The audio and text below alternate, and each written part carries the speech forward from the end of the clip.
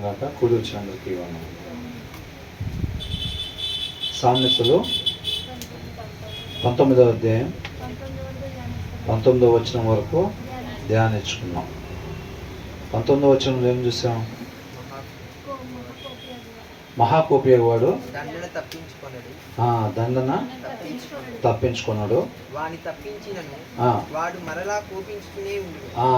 తప్పించునను ఏం చేస్తాడంట? అంటే మనం తప్పించాలా తప్పించకూడదా? మహాకోపియవాడు మస్ట్ పే ద పెనాలిటీ అని అన్నాడు. అవునా? దానికి సంబంధించి మనం ధ్యానించుకున్నాం కదా. దావీదు మహారాజు కూడా ఏదైతే వాక్యానికి విరుద్ధంగా చేశాడో దానికి సంబంధించి అనుభవించాల్సిన పరిస్థితి వచ్చిందన్నమాట. ఆ పరిస్థితి గుండా వెళ్ళకపోతే ఏమైందంట? మరలా తప్పు చేసే వాళ్ళగా ఉంటాం అన్నమాట. అందుకనే తప్పు చేసిన వాళ్ళకి పనిష్మెంట్ అనేది కంపల్సరీగా ఉండిద్ది. అర్థమవుతుంది? అందుకే వాక్యంలో నుంచే ఇవన్నీ కూడా ఇప్పుడు నేరాలు చేసిన వాళ్ళకి ఏం చేస్తారు? శిక్షని వేస్తారు. ఎందుకని? ఆ శిక్ష ఏం చేసిద్ది? ఒకరికి కాలు తీసేసారు అనుకోండి, కాలు తీసేస్తే ఎవరో ఒక ఆయన కోపిస్ట్గా వేరే వాళ్ళకి కాలు తీసేశారు. ఈయనకి ఒక 3 సంవత్సరాలు జైలు శిక్ష వేస్తే ఆయన కాలు అతుక్కుపోయిద్దా? మరి ఏం జరిగింది? వేరే వాళ్ళని అలాగా చేయకుండా తను ఉండాల్సిన రీతిగానే ఉండేటట్టుగా సరి చేయబడతాడు అన్నమాట. అర్థమవుతుందండి? మరలా ఇంకొకసారి అలాగ చేయకుండా తన ప్రవర్తనలో మార్పు వచ్చింది. కానీ ఆ శిక్ష పడకుండా ఎవరన్నా రికమెండేషన్ చేసి లేకపోతే ఇన్ఫ్లుయెన్స్ చేసి తప్పించారు అనుకోండి, దాన్ని ఏం చేస్తారు? మరలా కోపం వచ్చినప్పుడు ఇంకొకరికి కాలు తీసేస్తూ ఉంటారు. అందుకని రౌడీ షీట్ ఎందుకు ఓపెన్ చేస్తారంటే వాళ్ళు పదే పదే తప్పులు చేస్తూ ఉంటారు. ఎందుకని చేస్తారు? ఎవరో ఒకరిని వాళ్ళు ఏం చేస్తున్నారు? ఆ శిక్ష పడకుండా వాళ్ళ ప్రవర్తన మారకుండా ఏం చేస్తున్నారంట? తప్పిస్తున్నారు. కాబట్టి ఇక కోపరంగాన్ని ఇమీడియట్గా అట్లా చేస్తూ ఉంటారు. అందుకనే కొంతమంది నాయకులు, వ్యాపారవేత్తలు వీళ్ళు ఏం చేస్తారంటే కొంతమంది వ్యక్తులను ఇట్లాంటి మహాకోపిస్టోల్ని పెట్టుకొని మెయింటైన్ చేస్తూ ఉంటారు. వీళ్ళు ఏం చేయరు, వాళ్ళ చేత చేపిస్తూ ఉంటారు. అదే నీకెందుకు, నువ్వు అట్లా చేసేసేయి, నీ శిక్ష పడకుండా నేను చూసుకుంటా, నిన్ను నేను తప్పిస్తా, నువ్వైతే ముందెళ్ళి వాడి సంగతి చూడు అని అంటాడు. తప్పిగానే ఏం చేస్తాడు? వాడు మళ్ళీ ఇంకొకసారి చేయడానికి కూడా చేస్తాడు, మళ్ళీ తప్పించుకుంటూ ఉంటాడు. అట్లా కాకుండా ఆయనకి శిక్ష వేయండి. ఆయనకి శిక్ష వేసి తర్వాత ఎవరైతే పంపించారో ఆయన్ని మరలా పంపించమని చెప్పండి. ఇప్పుడు ఒక ఆయన ఉన్నాడు, ఎవరో ఒక వ్యాపారవేత్త లేకపోతే ఎవరో ఒక ఆయన డబ్బున్న ఆయన, ఒక ఆయన ఒక కోపిస్ట్ ఆయన్ని ప్రేరేపించి అరే వాడికి కాలు తీసేసే ఇట్లాగా అని చెప్పాడు. ఏదో చేయి తీసి ఒక కాలు తీసేసి ఆ మనిషిని లేపేసి అని ఏదో చెప్పాడు. దానికి సంబంధించిన శిక్ష పడింది ఆయనకి.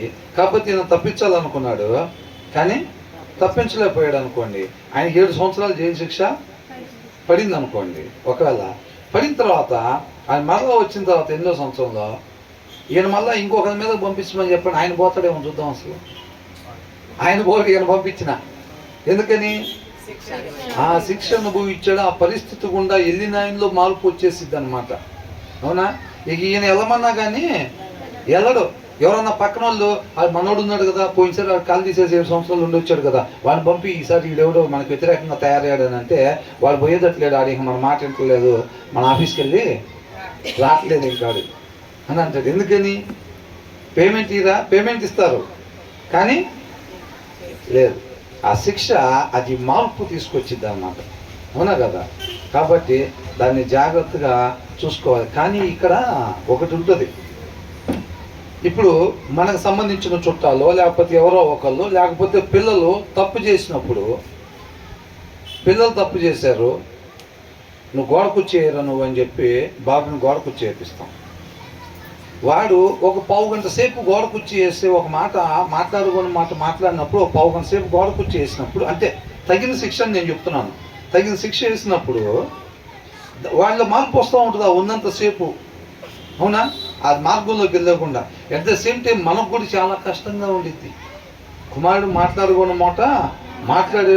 వాడు ఆ 15 గంట సేపు వాడు ఆ శిక్ష అనుభవిస్తూ ఉంటే మనం వల్లాడిపోతాం ఇక్కడ. అర్థమవుతుందండి? మనలో ఆ జ్ఞాన వివేకాలు లేవనుకోండి, మనలో బలం లేదనుకోండి, ఏం చేస్తాం? వాడు ఏడ్చుకుంటూ వెళ్ళి మోకాలు అయిపోయి కింద పడిపోయి కాలు నొప్పి ఇట్లా అంటున్నాడు అనుకోండి, మనకేమనిపించింది? మళ్ళాడిపోతున్నట్టు, వదిలేదు ఇంకోసారి చేయబాక అని వాడు ఆటోమేటిక్గా చేస్తాడు. ఎందుకని? నీలో బలం సరిపోలా, నువ్వు బలం సరిపోక ఏం చేసావు? అది చెప్పాడు.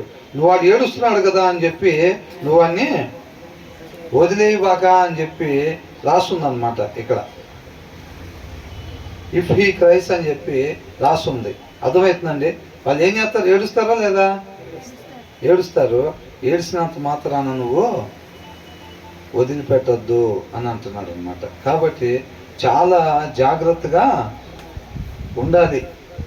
ఆ అనుభవం గుండా ఒకసారి మనం వెళ్ళినట్టయితే కనుక ఆ పనిష్మెంట్ వాళ్ళు తీసుకునేటప్పుడు, ఆ పనిష్మెంట్ వేసినప్పుడు మనకు చూసే వాళ్ళకి ఎలా ఉంటుంది? ఇప్పుడు కుమారుడికో కుమార్తెకో వీళ్ళకి మనం పనిష్మెంట్ వేస్తాం కదా, వేసినప్పుడు వాళ్ళు అనుభవిస్తుంటే మనకి ఎలా ఉంటుంది? ఎంత బాధ అనిపించిద్దో, అవునా? మనకు కూడా బాధ అనిపించింది. కానీ వాళ్ళ ఆ శిక్షని అనుభవించటం వల్ల వాళ్ళు ఏమొచ్చింది? మార్పు వచ్చింది. వాడు మాట్లాడుకోని మాటలేక మీదట మాట్లాడకపోతే రేపు అంతిమంగా ఎక్కడ చేరుకుంటాడు? నిత్య జీవానికి చేరుకుంటాడు అనమాట. అలాంటి తల్లిదండ్రులుగా మనం ఉండాలి. అదే మనలో బలం లేదనుకోండి, మనలో వాక్యం లేదనుకోండి, ఏమైంది? ఇల్లు గోడకు వచ్చి అయ్యానంగానే పాప ఏడుపు ముఖం పెట్టుకొని వెళ్తుంటే అస్సలు వీళ్ళలో బలం లేదు కదా, వీళ్ళేదే అసలు ఏమైపోతారు? నీరు గారిపోతారు. అమ్మో పిల్ల అసలు అల్లాడిపోయింది అనుకుంటా, ఏడుపు ముఖం పెట్టింది, దాని ముఖం చూడు అసలు చూడలేకపోతున్నాం, అది ఇది అని చెప్పి వీళ్ళు వీక్. వీళ్ళలో బలం లేదు. సరేలే నేను చెప్పానులే కానీ నువ్వు అమ్మాయిని సరే వదిలే, డాడీకి నేను చెప్తాను తీసుకెళ్ళిపో అని చెప్పి భార్యతో చెప్తే భార్య తీసుకెళ్ళింది. అట్లాంటి వాళ్ళే తర్వాత చాలా పెద్ద పెద్ద పనులు చేసే పరిస్థితి ఉంటుంది. ఎందుకని? శిక్ష పడలేదు. ఆ మాట మరలా మాట్లాడటం జరిగిద్ది అన్నమాట. ఎందుకని? తండ్రి తప్పిదం ఉందా లేదా? తల్లిదండ్రులు తప్పిదం ఉంది. వీళ్ళలో బలం లేకపోవటం వల్ల వాళ్ళ శిక్ష అనుభవించేదానికి వీళ్ళు చేయలేకపోయారు. దానికి తగిన శిక్ష ఎంతసేపు అంట? వాళ్ళ ప్రవర్తనలో మార్పు రావాలి. ఆ మాట వాళ్ళు మరలా మాట్లాడకుండా ఉండాలంటే పావుగంట సేపు గోడకొచ్చి వెయ్యాలి, తగిందనమాట. కాకపోతే వీళ్ళకి అప్పుడు దాకా వీళ్ళు ఉండగలిగారా? ఇప్పుడు ఏసైకి మేకులు కొడుతుంటే తండ్రి ఏం చేస్తున్నాడు? చూస్తున్నాడు. కొరడాలతో కొడుతుంటే, ఉమ్మి వేస్తుంటే, పిడిగుద్దులు గుద్దుతుంటే ఏం బాధ అనిపిదా తండ్రికి? మరి ఎందుకని? అది అవసరం, అది అవసరం, అది జరగాలి, అవునా కదా? తప్పు చేసిన వాడిని తంతంటేనే పరిస్థితి అట్లాగా, తప్పు చేసిన వాడిని గోడకు చేయమంటేనే అట్లాగా, తప్పు చేయని ఆయన అట్లా చేస్తుంటే వాళ్ళ తండ్రికి ఎలా ఉంటుంది? మా ఓడి నిజంగా ఏదన్నా చేస్తే మేమే ఒప్పుకుంటాం, క్షమాపణ చెప్తాం, మా ఓడి చేయలేదు కాబట్టి తగ్గేదేమీ లేదంటారు తల్లిదండ్రులు కూడా. మరి ఏసే తప్పు చేశాడా? తప్పు చేయకపోయినా సరే అట్లా చేస్తుంటే తండ్రి ఎలా ఉన్నాడు? అవునా కదా? మనం కూడా దేవుని వల్లే జీవించే వారంగా ఉండాలన్నమాట. ఆ బలం తల్లిదండ్రుల్లో ఉండాలి. వాళ్ళ కళ్ళమ్మటి నీళ్ళు వస్తుంటే నీలో బలహీనత అయిపోతున్నావు అని అంటే భార్య కావచ్చు, భర్త కావచ్చు, వాళ్ళు వాక్యం చదివే వాళ్ళుగా లేరు. నాకు ఒక్కొక్కసారి అదే మేము మన నెలతో మాట్లాడుకుంటాం, నాకు చెప్పేసి కూర్చున్న తర్వాత అబ్బాయి ఒక మాట కూడా చెప్తే బాగుండేది అని అనిపిస్తూ ఉంటుంది ఎప్పుడన్నా. సరే దేవుని చిత్తం అయితే దేవుడే తర్వాత నడిపిస్తాడు, తర్వాత దాంట్లో దాని సమయం వచ్చినప్పుడు ఆ మాట పలికిస్తాడు అని అనుకుంటూ ఉంటా. ఏంటంటే దయచేసి ఏ బ్రదరు ఏ సిస్టర్ కూడా వాక్యం చదవకుండా కుటుంబాన్ని నడిపే సాహసం చెయ్యకూడదు. అది అర్థమవుతుందండి? వాక్యం చదవకుండా ఇంట్లో స్త్రీలు కావచ్చు, పురుషుడు కావచ్చు, ఎవరైనా సరే కుటుంబాన్ని లీడ్ చేసే పరిస్థితి, జీవితాన్ని లీడ్ చేసే సాహసం, జీవితాన్ని లీడ్ చేయటం అంటే నడపటం. అర్థమవుతుందండి? వాక్యము చదవకుండా చేస్తే చాలా డేంజరు.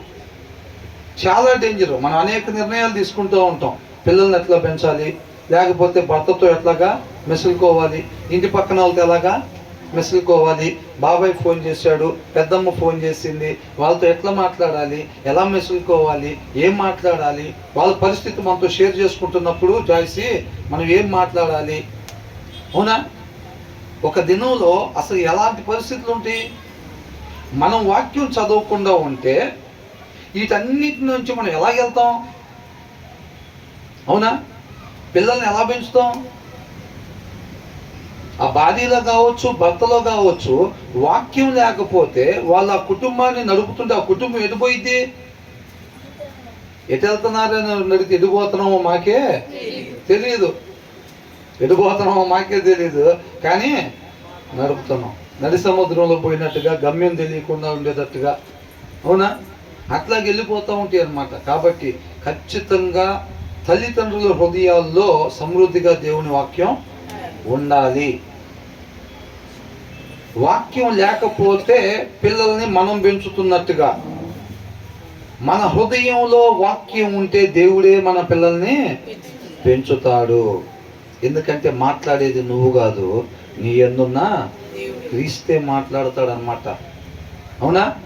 తండ్రి మాట యేసుక్రీస్తు వాక్యం అయి ఉన్న దేవుడు. అది ఎప్పుడైతే మన హృదయంలో పెట్టుకుంటామో, నువ్వు పిల్లలతో ఏ మాట మాట్లాడాలో ఆ మాట దేవుడే పలికిస్తాడు అన్నమాట. వాక్యం చదవలేదనుకోండి, నీకేది మంచిది అనిపించదో అది నువ్వు పిల్లలతో మాట్లాడతావు అంట. అర్థమవుతుందండి? మనకేది మంచిది అనిపించిందో అది మాట్లాడతాం. మనకు అనిపించింది మంచి, అది మంచిది అవ్వచ్చా? అవ్వచ్చు, కాకపోవచ్చు కూడా. కానీ దేవుడే మాట్లాడుతున్నాడు అనుకోండి, తప్పు రావచ్చా? తప్పు అనేది రాదు. కాబట్టి మనం ఎప్పుడు నడిపే ప్రయత్నం చెయ్యకూడదు, నమ్మి విశ్వసించాలన్నమాట. అర్థమవుతుందండి? కాబట్టి భార్య భర్త ఇద్దరు వాక్యం చదవాలి. వాళ్ళు చదువుతున్నప్పుడే వాక్యమై ఉన్న దేవుడు వాళ్ళని నడుపుతున్నట్టుగా, ఆ కుటుంబాన్ని నడుపుతున్నట్టు, ఆ స్త్రీని నడుపుతున్నట్టు, ఆ పురుషుణ్ణి నడుపుతున్నట్టు, ఆ పిల్లల్ని కూడా నడుపుతున్నట్టు. అదనమాట మన జీవితాల మీద, మన కుటుంబం మీద అధికారిగా ఆయనే నడిపిస్తున్నట్టు. మనం ఎప్పుడైతే వాక్యం చదవకుండా ఈ పరిస్థితులన్నింటి నుంచి వెళ్తామో, మనకు కరెక్ట్ అనిపించింది బాబాయ్ ఫోన్ చేసినప్పుడు బాబాయ్తో మాట్లాడతాం.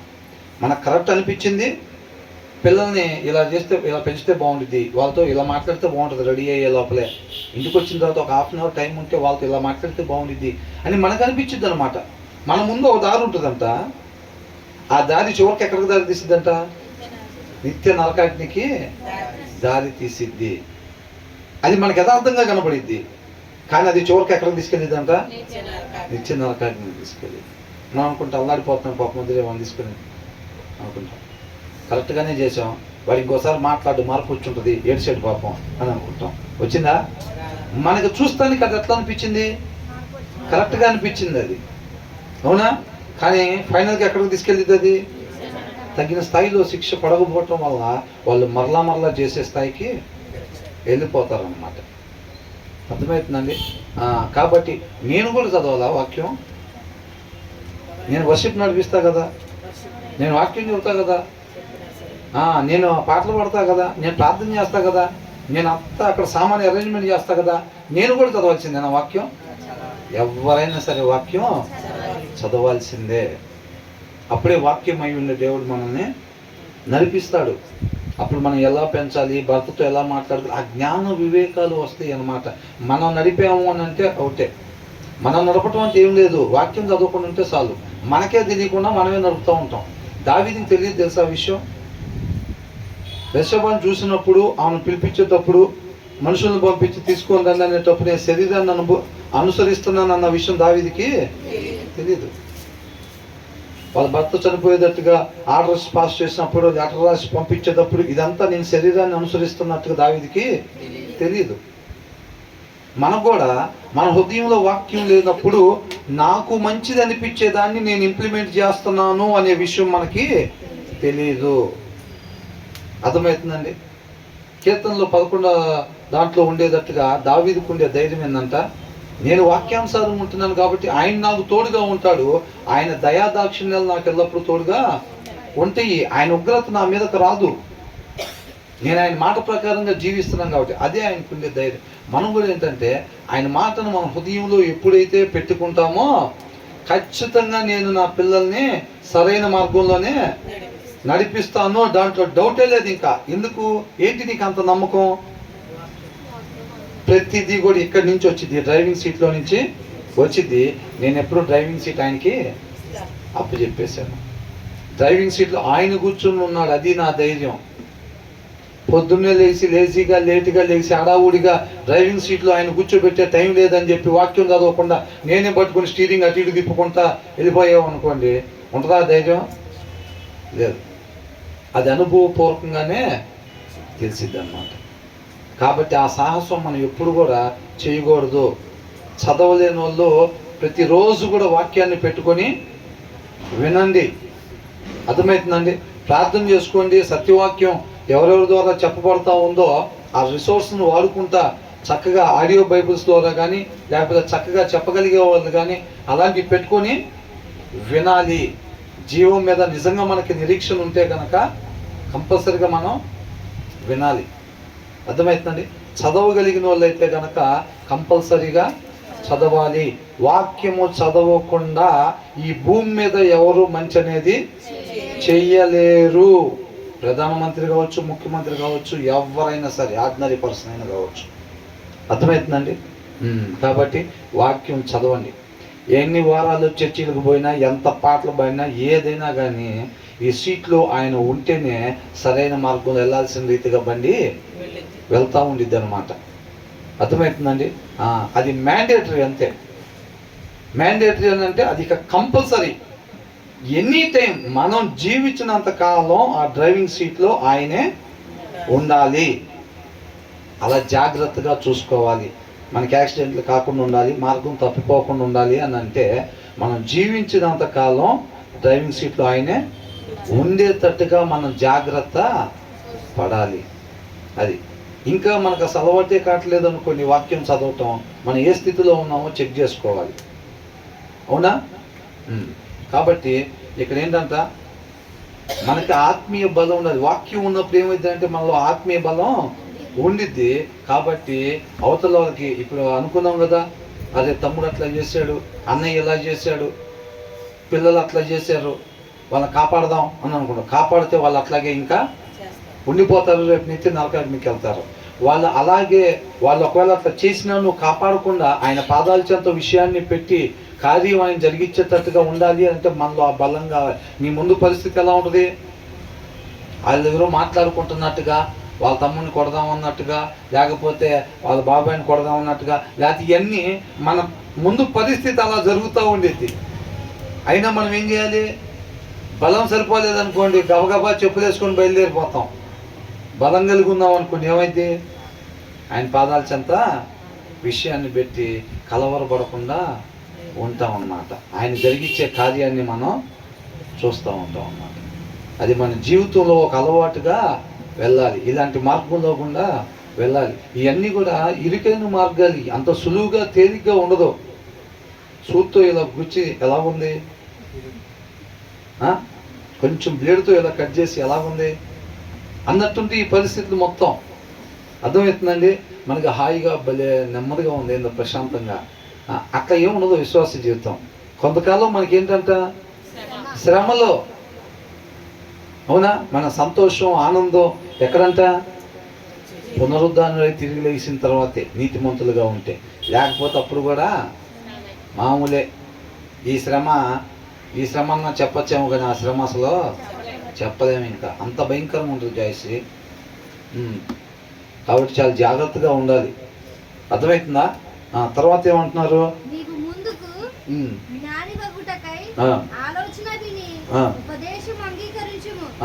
ఏంటంట? Listen to advice. సలహాని అంటే ఏం చేయాలంట? వినాలి. సలహాని అంటే దేవుడి మాట. మనిషి అసలు ఎవరు సలహా వినాలి? సృష్టికర్త యొక్క సలహాన్ని వినాలి. ఒక మనిషి దేవుడి యొక్క మాటను విని దాని ప్రకారంగా నడుచుకోవాలి. మనం ఏమనుకుంటే ఇప్పుడు ఆపరేటర్ రిమోట్ పట్టుకొని లెఫ్ట్ అంటే మన కారు లాంటి వాళ్ళం అనమాట. అది ఏం చేస్తూ ఉండాలి? కారు ఎనీ టైం ఆపరేటర్ ఏమంటున్నాడు? లెఫ్ట్ అంటే లెఫ్ట్, రైట్ అంటే రైట్. ఆయన ఆదేశాల కోసం చూస్తూ ఉండాలి అనమాట. మనం కూడా ఏం చేయాలి? ఆయన వాక్కు, తండ్రి మాట మనం ఏ రీతిగా ఉండాలో మనిషి ఉండాల్సిన విధానం వాక్యం. అవునా? కాబట్టి ఏం చేయాలంట? ఆయన మాటని వినాలి. చెప్పినప్పుడు లేదా మనం చదివినప్పుడు కూడా ఏం చేస్తాం? వింటాం అన్నమాట. ఇది మొదలుకొని అని చదివామనుకో, వింటామా లేదా? దాని అంటే first listen to advice and accept discipline అని అంటున్నాడు. అండ్ యాక్సెప్ట్, అంగీకరించు. దేవుడు చెప్తున్నాడు కదా, దేవుడు మాట విను. మొదటగా ఆ మాట విన్న తర్వాత నువ్వు దాన్ని, ఆ క్రమశిక్షణని అంగీకరించు అని అంటున్నాడు. డిసిప్లైన్, ఇలా చేయాలి, ఇలాగా చెయ్యకూడదు అనేది దేవుడు చెప్తా ఉంటాడు. వాక్యంలో అదేగా ఉంది. ఒక మనిషి ఏ రీతిగా ఉండాలి, ఏ రీతిగా ఉండకూడదు అనేది చెప్తా ఉంటాడు. అందుకనే యాక్సెప్ట్ డిసిప్లైన్ అని అంటే ఆయన చెయ్యమన్నది మాత్రమే చేయటం, యాక్సెప్ట్ చేయటం, అంగీకరించటం అని అంటే మనం ఎప్పుడు చెప్పుకునేది ఏంటంట? ఇప్పుడు ఈ బ్రదర్ ఉన్నారు, బ్రదర్ ఒకసారి ఇక్కడికి రండి అని అన్నాం అనుకో, ఓకే బ్రదర్ అని అక్కడే కూర్చుంటే యాక్సెప్ట్ చేశాడా? అంగీకరించాడా? అంగీకరించలేదు. ఓకే బ్రదర్ అని అక్కడి నుంచి ఇక్కడికి వచ్చాడు అనుకోండి, అప్పుడు ఏమైనట్టు? అంగీకరించినట్టు. ఇది కూడా మనం కూడా ఏం చేస్తామంటే దేవుని వాక్యాన్ని వింటాము. ఎస్, అది కరెక్ట్, అది కరెక్ట్, నిజంగానే అక్కడ అట్లా ఉంది, మేము ఒకసారి చదివాం లేదా నేను ఒకసారి విన్నా అని అనుకుంటాం. అది కరెక్ట్ అని మనం దాని ప్రకారంగా లేకపోతే మనం ఏం చేసినట్టు? అంగీకరించినట్ట? యాక్సెప్ట్ చేసినట్ట? ఆయన మాటను పరిగణలో తీసుకున్నట్ట? కాదు. ఆయన మాటను పరిగణలో తీసుకున్నట్టు కాదు. అందుకని అంటున్నాడు లిజన్ టు అడ్వైస్, వాక్యాన్ని వినాలి. విన్న తర్వాత అండ్ యాక్సెప్ట్ డిసిప్లైన్, ఎలాగ మాత్రమే ఉండమని చెప్తున్నారో అలాగే ఉండేవారంగా ఉండాలి. వాక్యాన్ని కేవలం వినటం, చదవటం కాదు, దాన్ని అనుసరించినప్పుడు మనం దాన్ని యాక్సెప్ట్ చేసినట్టు. అండ్ అట్ ద ఎండ్ అని అంటున్నాడు, అంటే అప్పుడు నువ్వు చివరికి you will be counted among the wise అని అంటున్నాడు. అప్పుడంట నీతిమంతుల లిస్టులో మనము ఉంటాము. And at the end, end అంటే ఏంటి? చివరిలో, చివరికి నువ్వు ఎప్పుడైతే అలాగా దేవుని వాక్యము విని ఆ వాక్య ప్రకారంగా నువ్వు నడుచుకుంటావో, అర్థమవుతుందండి, దాని ప్రకారంగా నడుచుకుంటావో అప్పుడు నువ్వు చివరిలో నిత్య జీవంలో ఎవరైతే ఉంటారో, జ్ఞానవంతులు, నీతివంతులు ఎవరైతే ఉంటారో వాళ్ళతో పాటు నువ్వు కూడా ఉంటావు చివరిలో అని అంటున్నాడు. అర్థమవుతుందండి. ఒకవేళ మనం విని, చాలామంది ఏం చేస్తారు? అసలు వినరు, చర్చికే రారు, బైబిలే తీరు, ఇక వాళ్ళ సంగతి చెప్పే పని లేదు. అవునా? అసలు బైబిల్ చదవరు, చర్చికి రారు, వాళ్ళ సంగతి అయితే చెప్పే పని లేదనమాట. ఇంకా అసలు సృష్టికర్త మాట వినటానికే వాళ్ళకి ఇష్టం లేదు. కొంతమంది ఏం చేస్తారు? చర్చికి వస్తారు, చర్చికి వచ్చి వాక్యం వింటారు, వాక్యం విని వాళ్ళకి నచ్చినట్టు. ఇజ్రాయెల్ ఏం చేశారు? దేవుడు మాట్లాడుతుంటే విన్నారు, వాళ్ళు విని దాని ప్రకారం నడుచుకున్నారా? నడుచుకోలేదు. వాళ్ళు కాపాడబడ్డారా? అరణ్యంలో రాలిపోయారు. అందుకనే ఈ విత్తనాల గురించి చెప్పబడింది, మంచి నేలను పడిన విత్తనం లాగా ఇట్లాగా చెప్పబడింది. అవునా?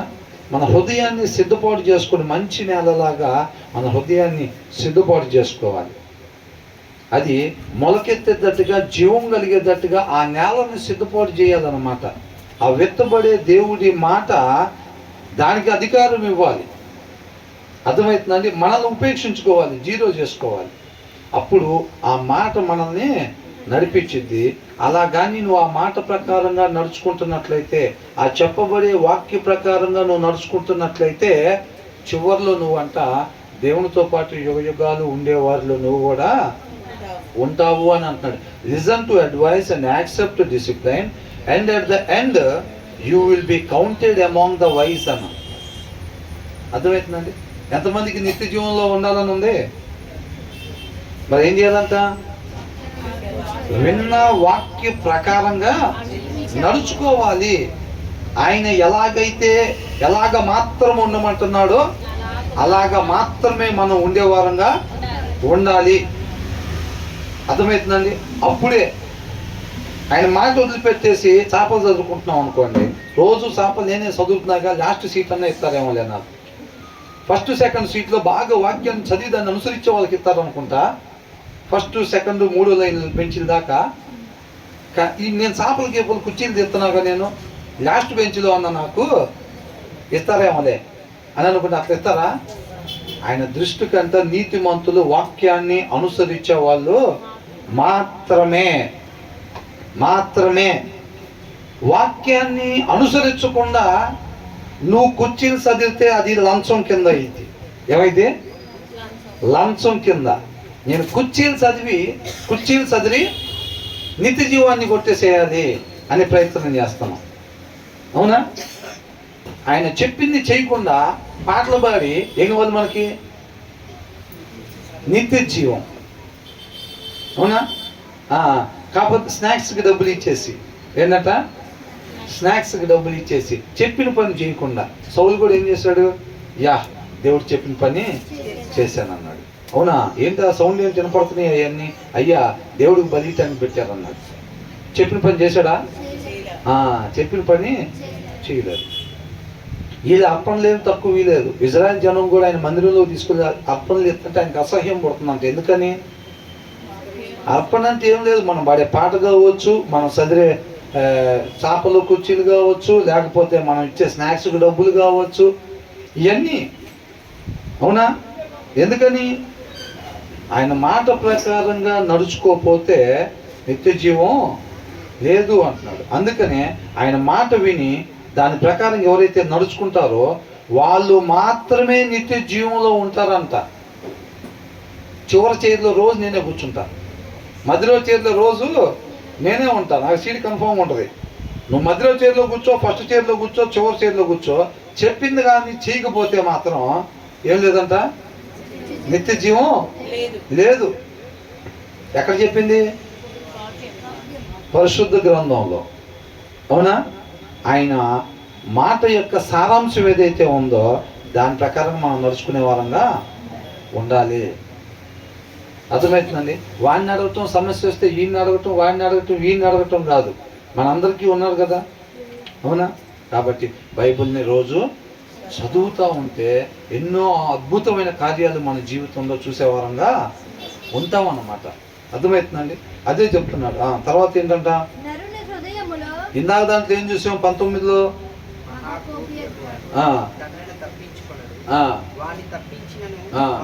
అవతల పనిష్మెంట్ ఇస్తున్నా సరే అది అవసరం అని చెప్పి తెలిసేటట్టు ఉండాలి. ఆ జ్ఞాన వివేకాలు ఉండాలి తల్లిదండ్రులకి, ఆ బలం కూడా ఉండాలి వాళ్ళకి. అవునా? ఇప్పుడు దీంట్లో ఏం చూసాం?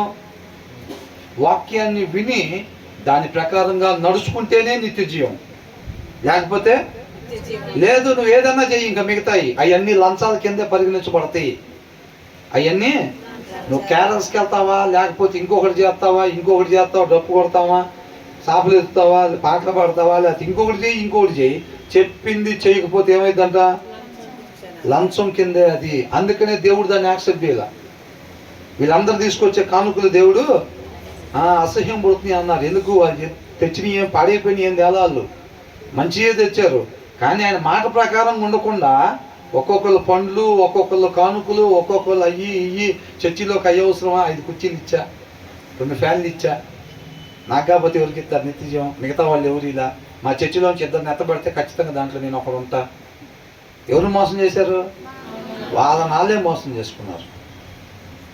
అవునా కదా? వాళ్ళ నాళ్ళే మోసం చేసుకున్నారు అన్నమాట. అది కాబట్టి అలా ఉండకూడదు. ఆయనగా తెలుసుకోవాలి. సత్యాన్ని చక్కగా 10,000 మందిలో ఆయన ఉన్నా సరే అంట అవలేలగా ఆయన గుర్తుపడతాడంట. అంతేనే. అవునా కదా? పరమగీతాల్లో ఉందా లేదా? పాట కూడా ఉంది కదా, మంచి పాట. అవలేలగా ఆయన గుర్తుపడతాడంట. అంటే ఏంటి? ఎన్ని అబద్ధ బోధల్లో అయినా సరే సత్యాన్ని మనం చక్కగా గ్రహించగలగాలన్నమాట. అది మొన్న పాస్టర్ గారు చెప్తున్నారు. ఏమంటున్నారు? సంగీతం తెలిసిన వాళ్ళు చక్కగా అవతల వాళ్ళు ప్లే చేస్తుంటే అబ్బా ఎంత బాగుంది అసలు హాయిగా అని అంటే, ఎక్కడన్నా కొంచెం తేడా కొట్టంగానే ఇక్కడ డిస్టర్బెన్స్ వచ్చింది, అక్కడ సరి చేసుకో. ఈ జడ్జీలు ఉంటారు చూసారా, అంటే జనాలకి ఈ పాటల పోటీలు అవి పెడతారు కదా, అట్లా జడ్జీలు కూర్చుంటారు కదా, అది పాడుతుంటే ఎంత హాయిగా కరెక్ట్గా ఉంటుంది. అది ఆ ఫ్లో ఎక్కడన్నా కొంచెం తేడా పడంగానే వాళ్ళకి ఏమంటారు, పలానా దగ్గర సరి చేసుకోవాలండి, నువ్వు అక్కడ కానీ ఆ ప్లేస్ ఒకటి ఈ ప్లేస్ ఒకటి సరి చేసుకున్నావు అంటే నెంబర్ 1 మిగతాదంతా అని అంటారు. మనం కూడా ఎప్పుడైతే వాక్యం చదువుతూ ఉంటామో, ఎక్కడన్నా వాక్యం చెప్పబడుతూ ఉందనుకోండి, మనకు అర్థమైపోతూ ఉండిద్ది, మన సత్యాన్ని పట్టేసేస్తూ ఉంటాం. ఎక్కడన్నా లైన్ తప్పుతుంది అనుకోండి, చెప్పేవాళ్ళు కావచ్చు, ఎక్కడైనా కానీ ఏమవుతుంది, ఈ ప్లేస్లో తేడా పడింది, ఆ ప్లేస్లో తేడా పడిందని మనకు తెలిసింది. ఎప్పుడు ఆ సంగీతం మనకు తెలిస్తే, ఏమీ తెలియనోడికి వాడు ఎట్ట చెప్పినా ఏం కొట్టేవరా బాబు నువ్వు అంటాడు. ఎందుకు, వీడికి అసలు ఏమీ తెలియదు కాబట్టి. తెలుసు అనుకోండి, ఇప్పుడు వాక్యం చదవకుండా వచ్చి కూర్చున్నామంటే ప్రతి ఒక్క అయ్యగారు పెద్ద అయ్యగారే. వాక్యం చదువు కూర్చుంటే తేలిపోయింది అయ్యగారు సంగతి ఏంటో, అవునా? మన వాక్యం చదువుతూ వస్తున్నాం అనుకోండి, అప్పుడు మనం కూర్చుంటుంటే మనకు అర్థమైపోయిద్ది. అయిపోగానే బ్రదర్ని అడగాలి వెళ్ళి కూర్చోగానే అని అనుకుంటాం లేదా? ఎందుకంటే క్లారిఫికేషన్ కావాలి కదా, అక్కడ ఏదో కొంచెం కలవలేదు, లైన్ కలవలేదు కాబట్టి దాని గురించి మనం తెలుసుకోవాలి, అవునా కదా? సత్యాన్ని మనమే వెతికి కనుక్కొని దాన్ని మనం వెంబడించే వారంగా ఉండాలి. కాబట్టి మనం వాక్యం తరచుగా చదవాలి. చదవకపోతే ఎవరు ఏది చెప్తే దాన్నే సత్యం అని దొంగ నోటి ఇచ్చి ఒరిజినల్ అని చెప్తే ఏం చెప్తాం, జాగ్రత్తగా దాచిపెట్టి బీరువాలో పెట్టమని చెబుతాం, అంతేనా కదా? అట్లా జరుగుతాయి అన్నమాట. కాబట్టి జాగ్రత్తగా చూసుకోవాలి. తర్వాత ఏమంటున్నారు, ఎన్ని ఉంటాయంట? 1-2 ఆలోచనలు ఉంటాయా, 3 ఉంటాయా, 4 ఉంటాయా? తెంపు లేకుండా ఉంటాయంట ప్లాన్లు. మనం ఒక్కసారి తన్నామంటే ఏం లేదు, ఇక మబ్బులే, అవునా? ప్లాన్లు మాత్రం తెంపు ఉన్నది అంతే. అన్ని ప్లాన్లు ఉంటాయి మన దగ్గర, కానీ ఏం జరిగిద్దంట,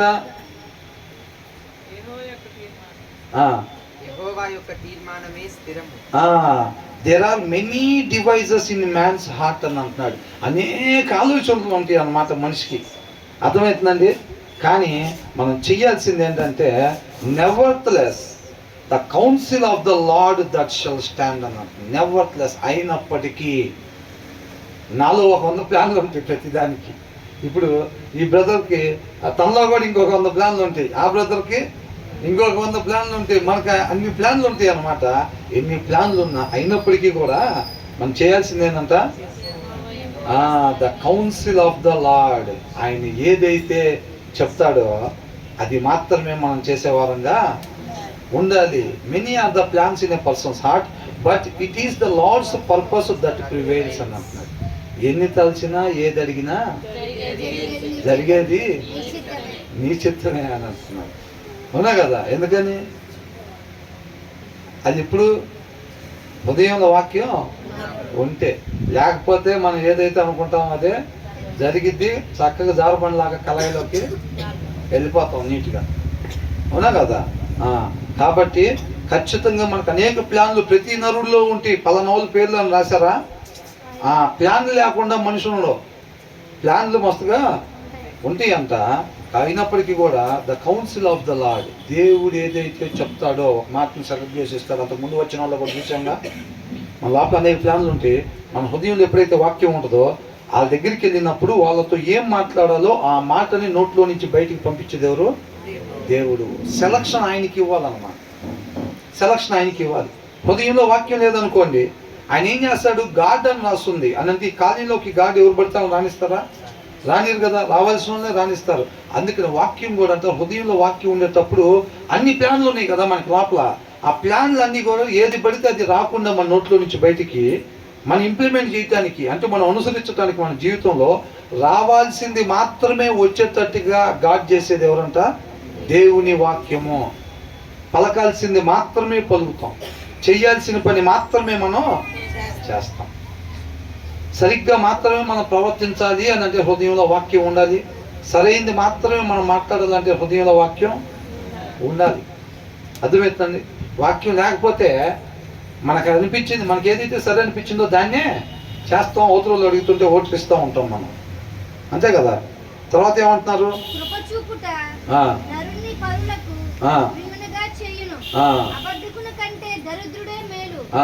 what a person desires is అని అంటున్నాడు. ఒక మనిషి కోరిక ఏంటంటే అన్ఫెయిలింగ్ లవ్ అన్నాడు. అర్థమవుతుందండి. అన్ఫెయిలింగ్ లవ్ అని అంటే దేవుని యొక్క ప్రేమ. What a person desires is, మనం ఏం కోరుకుంటాము అని అంటే, ఒక మనిషి what a persons desire is, ఒక మనిషి కోరిక ఏంటంటే అని అంటున్నాడు.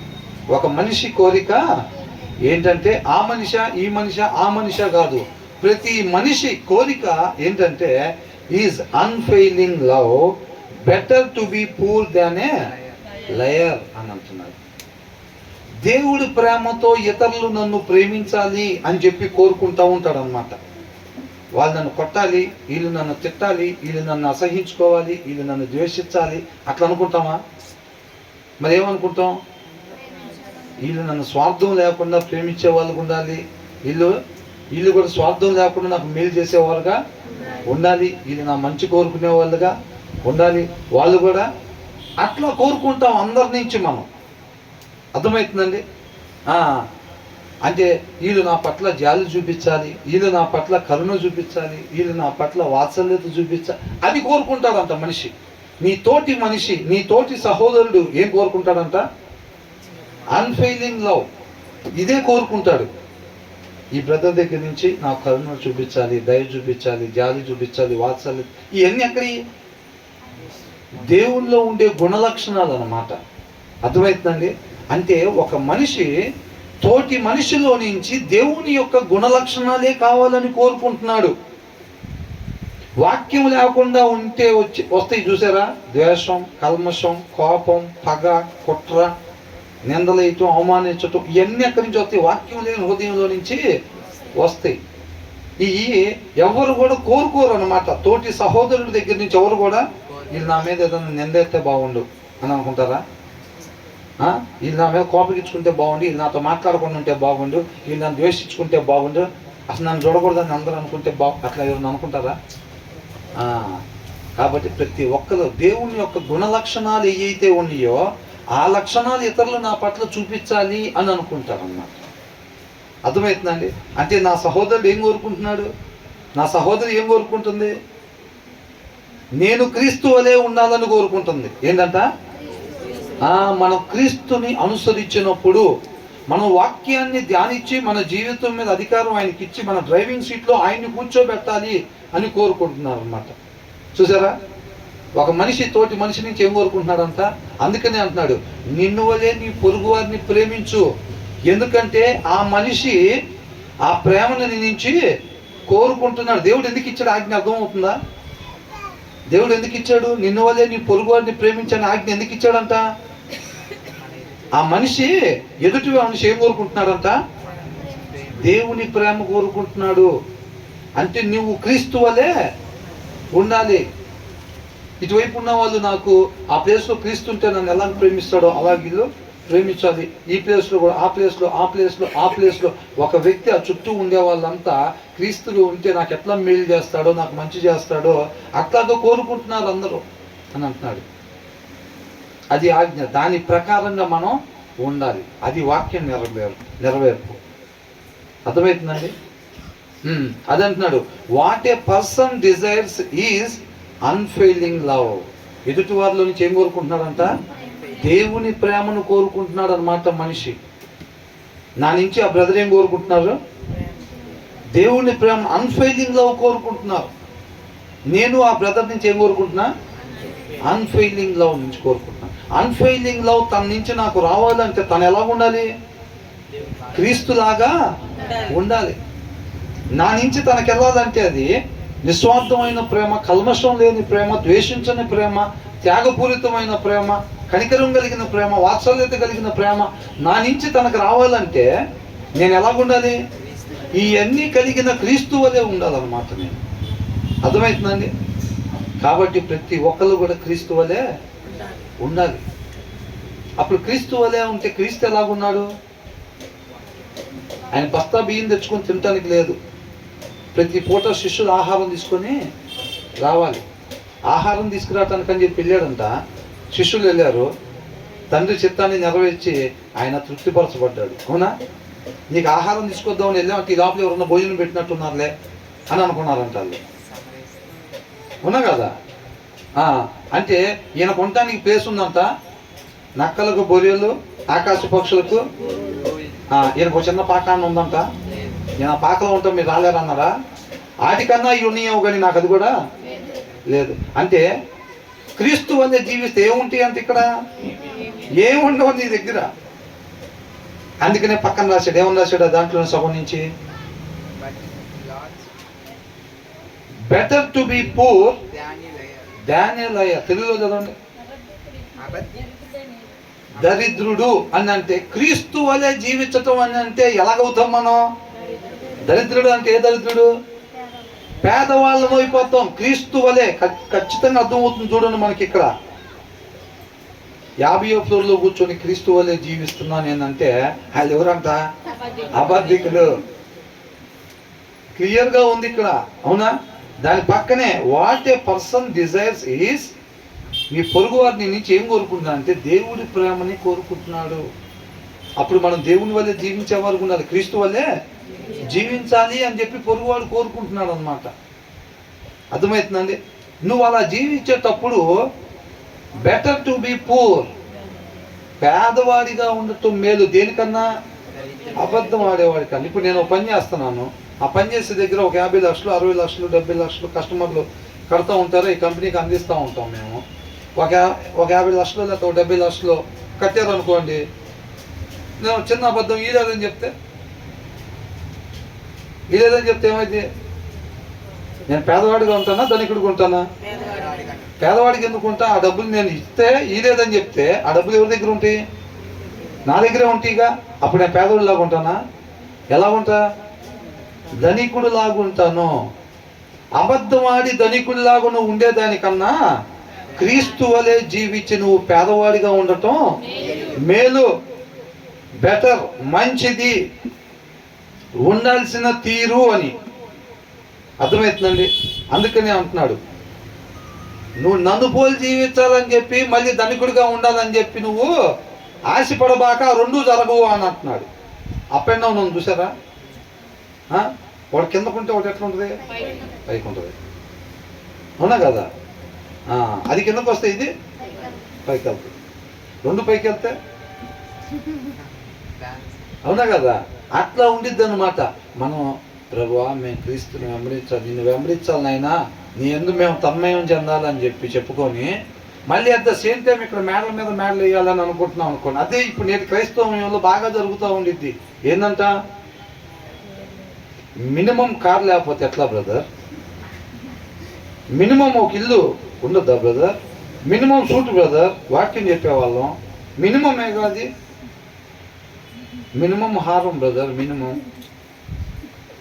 మినిమం పట్టు చీర. ఈ రోజులు ఎవరికి లేవండి, ఆమెకైతే 15 ఉన్నాయి. 3 పట్టు చీరలు లేక అడిగింది. ఏమడిగాం మేము? ఏంటంట? 3 పట్టు చీరలు మినిమం అడిగాం. కానీ భక్తుల్లో ఎట్లా ఉండాలి? బిల్లీ గ్రామ్ గారి కన్నా తక్కువ ఉంటాకైతే ఇవ్వలేదండి. ఏంటంట? బిల్లీ గ్రామ్ గారి కన్నా తక్కువ ఉండటానికైతే వీల్లేదు. ఎక్కడ కూడా మినిమం 3 ఫ్లోర్లు అన్నా ఉన్నారు.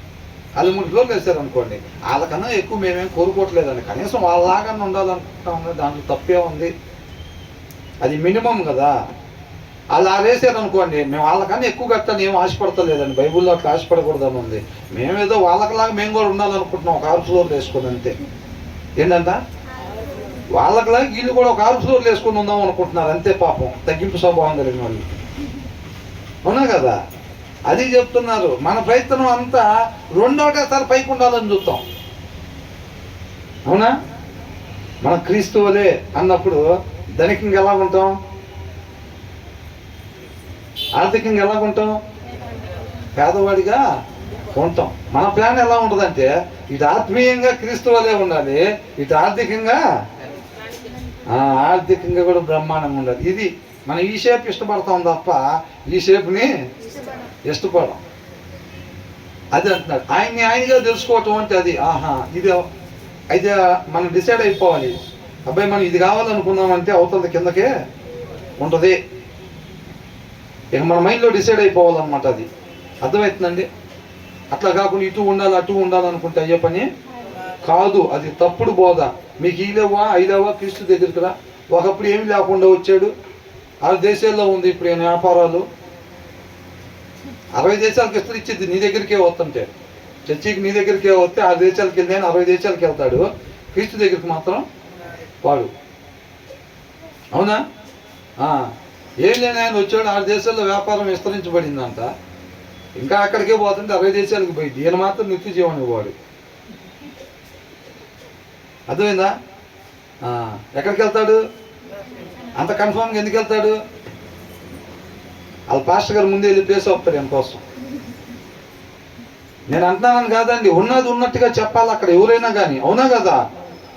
కాబట్టి మీకు అయిలేవా ఇలేవా ఇక్కడికి రండి, వీళ్ళకి ఒకప్పుడు ఏం లేవు. రామ్మస నేను ఒకసారి అంతకుముందు ఇక్కడికి ప్రేయర్స్కి వెళ్ళినప్పుడు, అది ప్రేయర్ చేస్తారంటే వెళ్తే ఒకప్పుడు ఏమండి మాకేం లేదు ఇట్లా వచ్చింది. అవునా, ఇట్లా స్టేజీ మీదకి రా, స్టేజీ మీదకి రా అని చెప్పి ఆ కెమెరా ఆయన పిలిచి సాక్ష్యం రికార్డ్ చేయి. సాక్ష్యం రికార్డ్ చేస్తే వాక్యానికి ముందు వేసుకోవచ్చు అని. ఎక్కడెత్తారంట?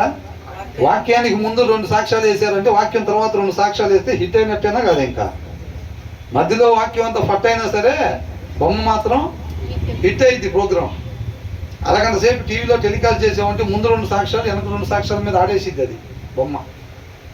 అట్లా కాబట్టి ఇప్పుడు ఆయన నిజంగా చెప్పాడు, దేవుడికి మహిమ బాబు నువ్వు అట్లాగే చక్కగా వాక్యం చదువుకో, దేవుడు ఇంకా బలంగా వాడుకుంటాడని చెప్పాలి. ఇట్లా స్టేజీ మీదకి ఎందుకు అవసరమా? కాబట్టి ఆయన మాట ఎవరి దగ్గరికి వెళ్ళాలి వాళ్ళ దగ్గరికి పంపిస్తాడు. మనం ఆ ప్రయత్నాలు చేయకూడదు, మనం ప్రేరేపించు అని మ్యూజిక్లు పెట్టి ధనాధన దునాదున అని చెప్పి అంత పరిశుద్ధాత్మ మన చుట్టూ తిరుగుతుంది అదేని అనుకుంటా. లైట్లు వేసి ఇడిది పడి తిప్పుతుంటే ఇటు నుంచి ఇటు పోయి వచ్చినట్టున్నాడు పరిశుద్ధాత్మ. నాకు ఇప్పుడే వెళ్ళి వచ్చాడు, నాకు కూడా వచ్చాడు. ఇందాక పచ్చకున్నాడు ఎర్రకున్నాడు అని, నాకు కూడా ఎర్రటాయన ఒక ఆయన వచ్చాడు, పచ్చటాయన, అన్ని లైట్లే. అవునా కదా?